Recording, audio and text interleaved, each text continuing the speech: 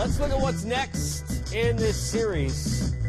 Game 2 coming up Wednesday at 8 p.m. Eastern, which means a couple of days of rest for Utah. We'll hear from Donovan Mitchell about the ankle. The question is, when you're dealing with a hamstring, if a couple of days even matters. I mean, Coach, that's the thing. You're watching it happen with Rubio. It's just the amount of time you got to take before you could even test that if you're Rubio. Yeah, it's a very difficult injury to come back from, just because, like you said, you can't push yourself too much because you can do some detrimental value there to the injury. So time will tell, but he's a big piece because he can control the tempo against Houston, which you have to do, especially when they get on those runs and start knocking threes down. So he can settle them down, take some pressure up, guys. I hope he's healthy. He's played very well. He's improved his game with his shooting.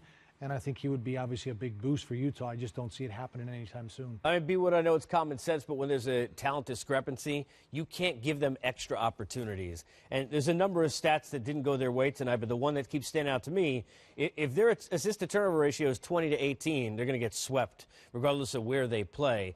They cannot give the ball to Houston. Exactly. Houston's too good a team. Coach, Houston's going to score without you helping them out. Without you doing them favors, giving the ball. You turn the ball over 18 times.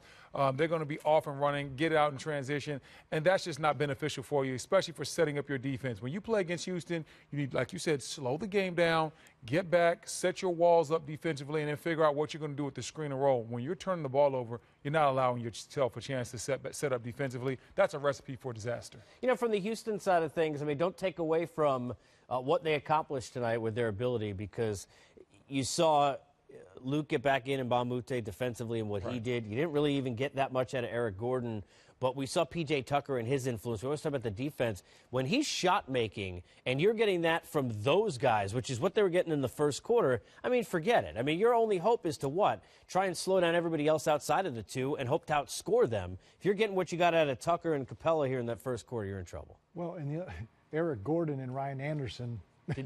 Anderson didn't do anything. That's what I'm saying. So No they points. scored 110 points, Right. And they made 17 threes. So if you're Utah, if I can control my turnovers and if I can somehow get them off the three-point line a little bit, easier to talk about, harder to do, give yourself an opportunity that way. You have to get more to Gobert. They got to make the game easier for him, which Rubio did.